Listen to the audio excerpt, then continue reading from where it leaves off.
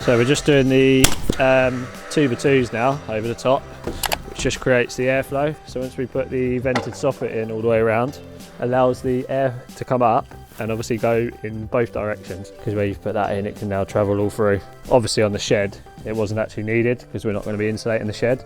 But if anyone ever wants to turn this into like an office or something like that, it's all built ready so that they could put the insulation in and they've naturally got their airflow already. Just so if anyone ever wants to change it, they can without taking all the roof back off. So quite handy. This is that little spacer that I said to you about. So 355 that is. Which gives you then a 400 spacing. So your 400 centres, so basically edge to edge or middle to middle is obviously 400. So as you're working your way along, I usually do one there, skip one and then do it, because between there and there you're not going to, obviously you change your measurement. So put it in there, that's fixed, put it into there.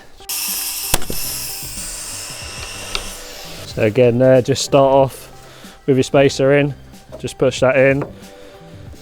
Push that up to it, make sure that you're flush on that side, and then fire a nail in there.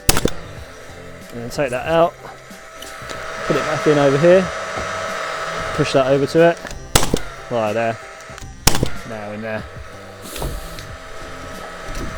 Come back into that, do the same again, nail that. Just work your way along, same process.